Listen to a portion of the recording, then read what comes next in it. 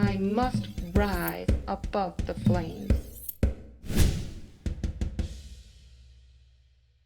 Welcome back, Flick Knaves. I'm Lupinefiasco, this is Daily FaB Gameplay, and today we are playing Cindra, Dracai of Retribution.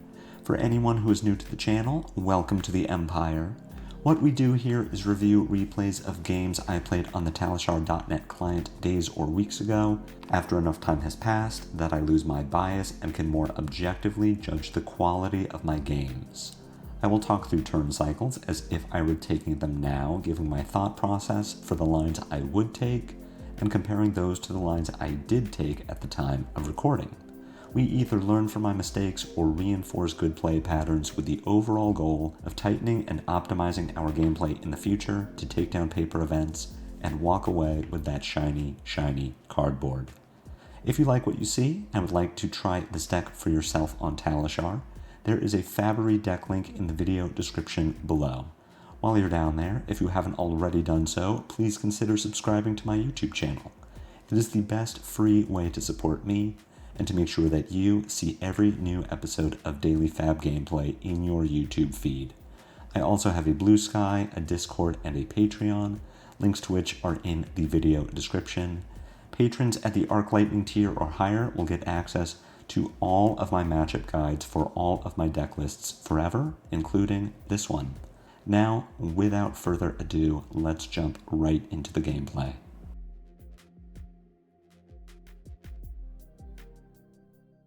We lost the die roll here, and we're put going second. Against Viserai, we really do want to go first. The same goes for Vincent, the reason being that the two Rune Blades are very good at setting up on turn one, either by activating Grasp of the Arknight, playing Malefic Incantation, in Viserai's case, playing Sonata Galaxia, and tutoring out Malefic Incantation, Blessing of the Occult. Anything that is an aura, is a rune chant, produces rune chants. If we go first, we don't attack. Viserais increasingly are moving away from Noah Bagelman's World's Top 8 style of mid-range that plays Haunting Renditions and Reduced to Rune Chant, but those cards still exist, that style of Viserai still exists, and in my opinion is much better against Cindra than the more aggressive Viserais that we're seeing lately. So if you attack on turn 0 with the intention of pushing damage, there is a really good chance that not only do you not push damage, but you actually let your Viserai set up. So the only thing you're doing on turn 0 is arsenaling an attack, or in some cases activating Cindra to get cards out of your hand. That is because Cindra's ability doesn't require you to have daggers in your graveyard or to even pick up daggers in your graveyard. So our opening hand here, if we were in the position of going first, would be really good. We just arsenal Brand with Cinderclaw and then draw into a 5th card. But say we have just 4 completely unusable cards, we can pitch 3 of them into Cindra just to get them out of our hand and draw into some new, hopefully better cards. As far as the actual gameplay, we're just racing. We're AB0, we have no Spell Void, we are not intending to interact with our Viserai in any way, shape, or form, aside from at some point blocking with Dragon Scalar Flight Path. We can potentially think about blocking in case our hand is very susceptible to succumb to temptation, but even then we're probably losing more offensive value by playing around the succumb than we would by just getting hit by succumb. It's something to think about, but for the most part, all you need to remember for Viserai is win the die roll, go first, don't attack turn 0, and then just kill them. Notably, our Vis is playing Balance of Justice instead of Face Purgatory, so we really have even less that we need to think about. We're just trying to sequence the best line every turn until the game ends. Viserai playing Malefic Incantation. In this case, as I said, I really like my hand. It does very powerful things. We play Brand with Cinderclaw, Rising Resentment. Rising Resentment, if either one of them hits, we banish Breaking Point, so we get to play it for free, which means we do not need to use a Stain counter from our Blood Splattered Vest.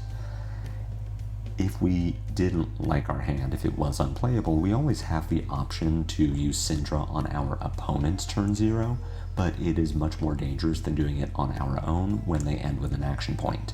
Because let's say Viserai's hand, these 3 cards are maybe a 3-card 8. Nothing too incredible, a 3-card 10 even. Something either below rate or slightly around on rate. And they don't want to attack us because they don't want to let us filter cards. But if we now have 3 fewer cards in our hand, suddenly pushing 5 or 6 damage is looking really good. So even if this hand was totally unplayable, I'm not going to pitch into Cindra when my opponent has 3 cards and an action point. Like I said, it's going to take me an embarrassingly long time to realize that I should not lead with Rising Resentment, but there is a decent enough reason to consider it, being that for Mask of Momentum, our opponent is incentivized to block on chain links 2 and 3, which in our case are important chain links. But if this Rising Resentment does get blocked, we have the option to flick knives and put a stains counter on our vest. So there is never a world where we should not lead with Brand with Cinderclaw there, but I suppose I at least considered it. We hit with the Rising Resentment, we will banish Breaking Point, which telegraphs the Breaking Point. But we aren't trying to keep it a secret. Our opponent is already incentivized to block to prevent our Mask of Momentum trigger. The fact that they did not do it tells me 2 things. One is that they have an incredibly powerful 5-card hand, the other being that they want to save armor to block Breaking Point. So we do get our Mask of Momentum trigger, we draw to demonstrate Devotion, which we even get to banish with Rising Resentment and then play for free. Am I looking at flicking a dagger this turn? Yes, I want the value. Am I looking at stainsing to attack with a second dagger? No, I am not. I don't want to go down to 1 dagger just for an extra point of damage. So this was a very powerful turn for us. We set up a fealty, but now we are definitely going to pay for it as we see Viserai with a Mordred Tide 5-card hand. Our hand is trash. I talked about unplayable hands in Cindra. She doesn't have a lot of them, but this is a great example of a hand that is just really bad. We have 2 1 costs, nothing has natural go again, nothing is even a starter, nothing is an extender. Blaze Headlong does not get go again from a kunai. Breaking Point doesn't have go again, Take the Tempo doesn't have go again. We only have 2 Draconic attacks, so it's really unlikely that we can even activate Cindra without jumping through some hoops or using a very important fealty token. So we have 2 options for this turn.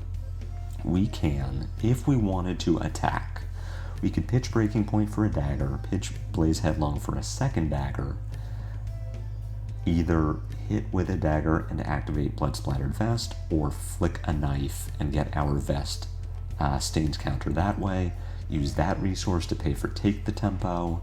Take the Tempo is a valid target for Ancestral Empowerment, so maybe Viserai gives us a 3-block and a 2-block, or a 3-block and 2 pieces of armor, or a D-reacted armor.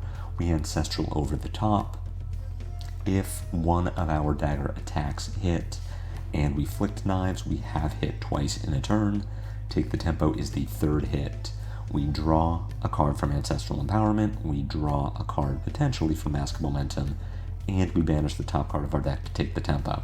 So overall, if we are really imagining the best case scenario, that is a 4-card 1, 2, 3, 8, 9, 12, 15. Because we get a card for our arsenal and we have banished an attack that we can play on our next turn.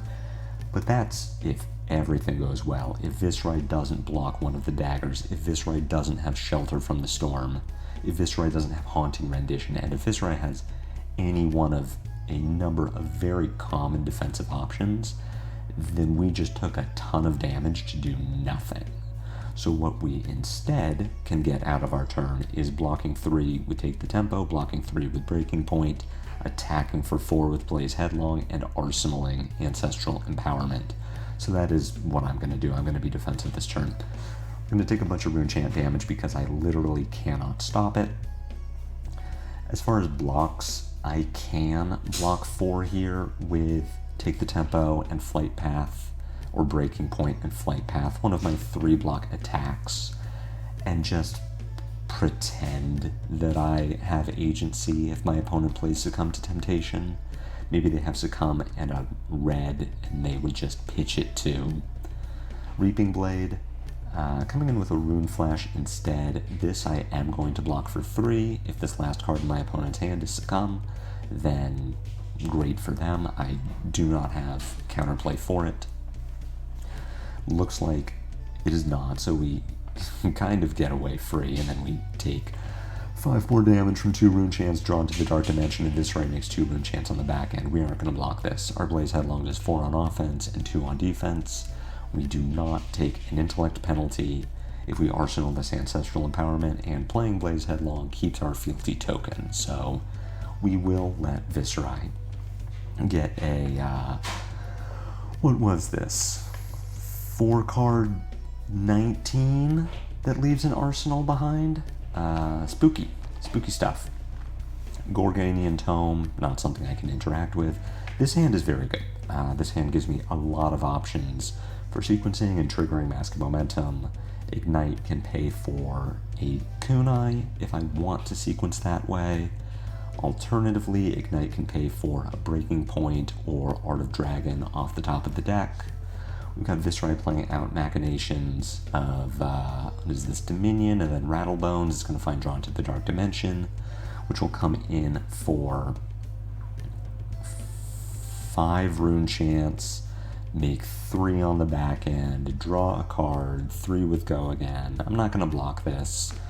The problem with Succumb in this matchup is that I just, unless I block everything, I kind of can't play around it. And this is where I said we don't interact with Viserai. I'm not blocking anything. I'm not respecting any of his effects because I can't afford to. My deck just doesn't do that. So we take a ton of damage. We're going to go to 8 here, and then we're going to play out our hand. And the reason we aren't blocking with anything is that currently my hand is capable of producing 5 chain links with Ancestral Empowerment. And if I wanted to Ignite, attack with a dagger, that dagger hits, or it gets blocked, but then I flick it later and make a stain counter with Blood Splattered Vest, I have a resource to attack with another dagger. So I can produce 6 chain links off of this hand, which means that I'm threatening Mask of Momentum at least 3 times this turn, which matters a lot more to me than, say, getting 3 points of block out of my Hot on Their Heels, or 2 points of block out of my Ignite. As far as sequencing goes, I am about to open with Ignite. I don't agree with that line. The line I like taking is Rising Resentment into Fire Tenant Strike first, into Hot on Their Heels. And the reason I like that sequencing is we lose value on Rising Resentment, but I am setting up Hot on Their Heels to be a 4-power attack in Chainlink 3. And there are a couple reasons that I like that. One, it's a breakpoint on a powerful on-hit like Mask of Momentum. 2 is my Viserai opponent could be playing defense reactions. I haven't seen any yet, but Viserais do play Shelter from the Storm, Reduced to Rune Chant. So there is a good chance that my Viserai blocks Hot on Their Heels with a defense reaction for 4, which is what I want them to do because I have the Ancestral Empowerment. If I sequence this turn like Ignite Dagger, for one thing, my opponent has 3 pieces of 1-block armor and gets an easy block on the dagger to interrupt my momentum chain. But 2 is if I Ignite Dagger Hot on Their Heels, my opponent can just give me a 3-block, and then if they have the defense reaction, they can use the defense reaction. I want to present 4 on Chainlink 3 so that if they have a D-React, they are incentivized to use it. Presumably, if I send 3/3/4, they would have blocked on the second chain link, because that is the smart thing to do against Cindra. I can flick knives, keep my momentum chain alive, even make a resource from Vest, so that if my Hot on Their Heels does get blocked, then I do have the ability to Ignite Dagger 1 cost, for example. Ignite Dagger Dagger, Dagger Ignite Dagger, something like that. But I choose to open with Ignite. It's a pretty standard line, so I don't necessarily blame myself. I do think it's weird that I made a resource with Vest. I suppose I am leaving the door open for this Fire Tenant to get blocked, so that I can then Dagger, Rising Resentment, Hot on Their Heels. So it's weird to me that I chose to flick there to keep this alive. I think this was just very convoluted sequencing. Here, playing the Rising Resentment so that if I draw a 1 cost, I can banish it to the Rising Resentment, but at the same time, why did I make a resource with the Blood Splattered Vest? There's just a lot about this turn cycle that I don't like. Drawing the Oath of Loyalty is terrible. I really don't like that, but I kind of don't have a choice. So at this point, I've made a dagger. I should also say, with regards to the Ancestral Empowerment, I didn't consider it, but my opponent does get to break Balance of Justice. Face Purgatory is really good at stopping Cindra, but Balance of Justice just says, especially if Viserai is ahead in this case, he just gets more ahead. Something I should have considered. It isn't really something I can play around, but it is something that is worth saying, hey, that's a Balance of Justice. Do I want my opponent to just get a card here? Because based on my sequencing, I could have considered using this floating resource to attack with Kunai, attack with Hot on their heels, and then if I sequence the turn differently, I have an attack in hand. Based on where we are, I'm definitely correct to play Empowerment there. I just think that this whole turn cycle is kind of scuffed. So we're going to see what happens. Drawing the Oath of Loyalty here is absolutely atrocious. It does mean that I get an arsenal, and Oath is a very strong card. We have a fealty, so regardless of what I draw in my next hand, I should be able to play something. Attacking with a Hot on their heels before the Kunai makes a lot of sense because I have marked my opponent, and now I have 2 opportunities to turn this mark into fealty. My opponent is not blocking anymore, which says that they have a spooky 4-card hand, but I am just going to push a little damage. There's no reason to not attack with anything. We're going to attack with Branded Cinderclaw, buy back by 1 dagger from discard with Cindra, Arsenal Oath of Loyalty, and just hope that we can survive the next turn. It isn't impossible. My opponent does not have any rune chance currently. We have our Mask of Momentum that we will probably need to block with. Opponent playing Shelter from the Storm here in order to block the Brand with Cinderclaw, losing value, but at the same time demonstrating that they had the effect. I suspect that is what they drew from the Balance of Justice, because I can't imagine that they don't discard Shelter to prevent the Flick Knives there. As far as blocks, we have Swarming Gloomveil coming in for 4 with Go again, making 2 rune chance behind it. If we take this damage, we go to 4, and are technically at 2 because our opponent has 2 rune chance. Our opponent has not played a non-attack action this turn, so we have a little more flexibility as far as if there is an attack coming behind the Gloomveil, Viserai does not make rune chance. If this card in hand is, say, drawn to the Dark Dimension, Viserai gets to play it for free, but does not make a rune chant behind it. At the same time, if Viserai has Revel in Runeblood, that's 4 rune chants. So it's weird. I think the correct block here is Mask of Momentum and Blood Splattered Vest. I hate giving up a potential resource, but if we block for 3, we take 1, go to 7. Viserai plays Revel, makes 4 rune chants, attacks with Reaping Blade or an attack from hand. We take 6 and go to 1. At least we aren't dead. Blocking for 3 plays around Revel in Runeblood. I have not seen one yet. I think it is a good line to play around it. Could we block from hand? Our hand is really good and does very powerful things.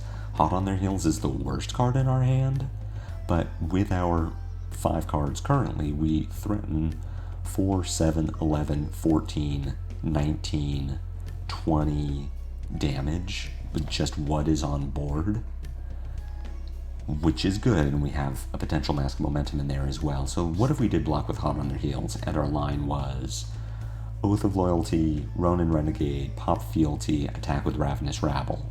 We're threatening 4/3/4. Our opponent can get an easy block on the Ronin Renegade. We Flick Knives.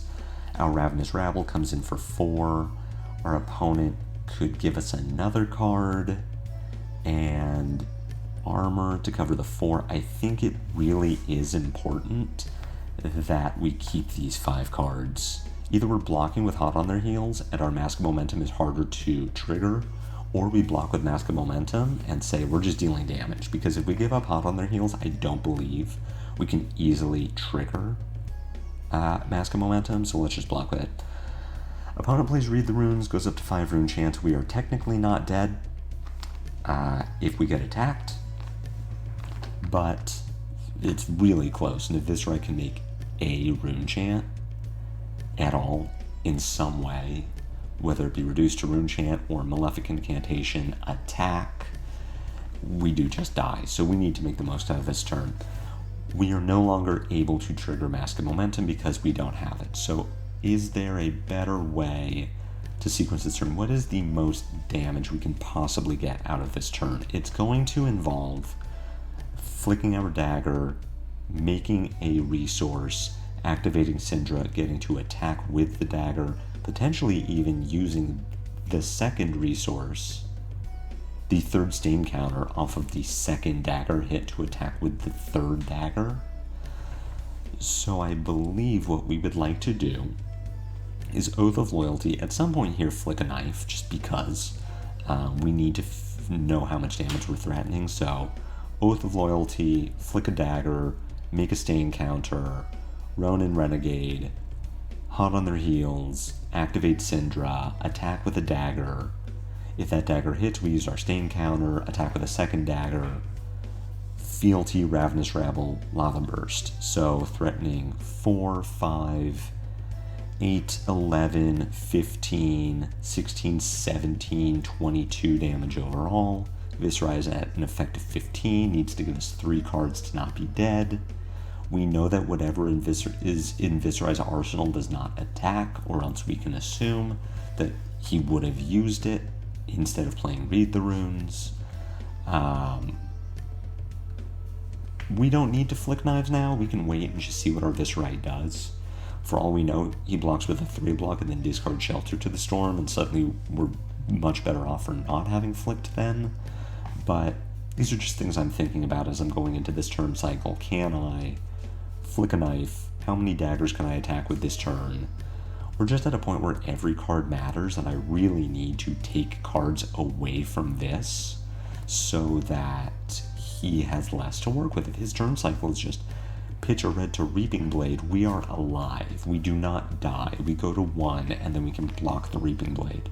But as soon as I let Vis have 2 cards, suddenly I'm much more concerned about my ability to actually close out this game.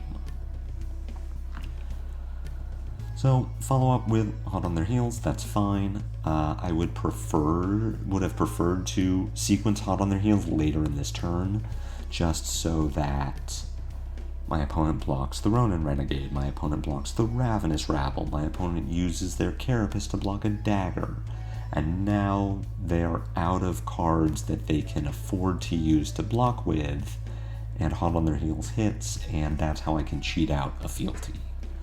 So poor sequencing there. It doesn't matter as far as overall damage or Mask of Momentum triggers, but just for the sake of hitting with our on-hit effects, I would have liked to have sequenced it later, attacked with that later in the turn.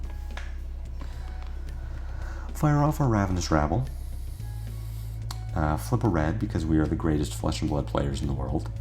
We are going to use our flick knives here to make a resource and deal a point of damage.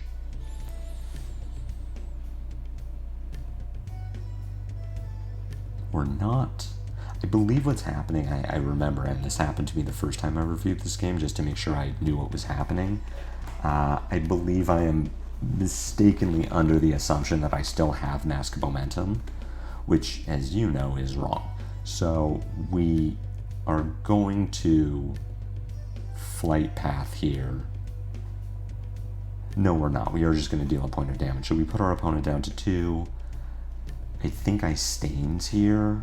Right, because I'm expecting to draw the Burning Blade Dance, use Flight Path, buy back daggers. Yeah, I just sequenced this poorly. So here I've just used my Flight Path for no reason. I could have just sequenced this turn so that the kunai comes before the lava burst, and I get to keep my flight path. Not that I think I get to use the flight path ever again. We're at 6, effectively at 1, so there's no way we get to keep enough cards to use the flight path, but just I'm sure there is a way that we could have sequenced the turn a little bit better. We have to block this Rune Flash, and it's good that we did not use all of our Stains counters because we're going to want to use our Blood Splattered Vest to cover up this breakpoint. We're using Vest because between Vest and Flick Knives is the better piece of equipment. Vest does nothing if we don't have Flick Knives, but Flick Knives does do something if we don't have Vest. We have 2 3 blocks in our hand. One of them is strictly worse than the other one. Lava Vein Loyalty does not have text. Burning Blade Dance does have text. So we're going to block this with Vest and Lava Vein Loyalty. And then as far as sequencing goes on my turn, what I would like to do is play Fire Tenant Strike first, Ravenous Rabble, Burning Blade Dance. Burning Blade Dance will benefit from the Fire Tenant text because the Fire Tenant will not affect Ravenous Rabble. We are also hopefully convincing our opponent to block Fire Tenant for 3 and then Ravenous Rabble for 4. They have to do that or else Flick Knives kills them. So if they give us a card on Fire Tenant and 2 cards on Ravenous Rabble, if they do not have a defense reaction, then Burning Blade Dance comes in for 4 with its on hit of die. If they do block it, then we could think about flicking for value, or more likely not flicking and just taking our opponent's entire hand. I cannot tell you why I used the fealty on the Fire Tenant. I'm guessing it's so that I can Burning Blade Dance for 4 with Go Again, which convinces our opponent to give us 4 block. But as I was saying last turn with the Hot on their heels, why? I want this to hit. I want the on hit to get through. So if I rabble for 4, my opponent gives me a card in armor. And then maybe it's very hard for them to block the rabble. Maybe they can't block another 4 power attack easily. So just weird sequencing. Ultimately, it doesn't matter. My opponent is effectively at 1 because of Flick Knives. So they have to respect the rabble. I am not going to flick here because I don't need to. The way I lose this game from this position is I Flick Knives, put my opponent to 1, draw 4 Lava Vein Loyalties, just something completely non-functional, a hand that does not attack on its own. I pitch 3 reds into Cindra to buy back both of my daggers. I attack with the 4th Lava Vein Loyalty. My opponent blocks for 3, I Flick Knives, my opponent discards Shelter. That's how I lose this game. So we are going to keep our dagger to make sure that regardless of what 4 cards we draw, our hand functions. Now, we just drew 4 incredible cards. I get to send 3, 3, 4, 4, flick, buy back both of my daggers, so we're all good. This is a 4-card 15, and we refresh our daggers. We're also going to make a fealty with our display loyalty. We'll draw Art of the Dragon Fire on our next turn, so we are guaranteed to threaten 7 damage off of 2 cards. We didn't need to go through all that explanation about why aren't we flicking a knife here, but I do think it's important to recognize why we didn't flick a knife there, because in a different situation that matters a lot. So ultimately we do get there. Much better sequencing decisions than in the game yesterday, and we see that Viserai was just a turn slow, was 1 rune chant off of just getting there. Viserai found the Revel in Runeblood a little too late, found his dirges a little too late, but that is the way that Cindra needs to play this matchup. We just don't care about what the Viserai is doing. You don't respect Succumb, you don't respect the rune chants. At some point your Mask of Momentum is just 2 block, and you kind of just hope it's enough. Hopefully when you break your Mask of Momentum, you remember on the turn immediately after you broke your Mask of Momentum. So I hope you enjoyed this game. I hope you learned something. If so, be sure to head jab that like button. My comments are always open for any questions or feedback. If you have not already done so, please consider a YouTube subscription. It's free. It helps me out a lot. I have a Blue Sky, a Patreon, and a Discord. Links to all of those can be found in the video description below, as well as a link to the free version of Yuki Lee Bender's Cindra deck, which I played for you here, and a link to her Patreon, where you can buy the sideboard guide, which is what I use for these games. I will be back tomorrow with more Cindra gameplay, so until the next time I see you, take care.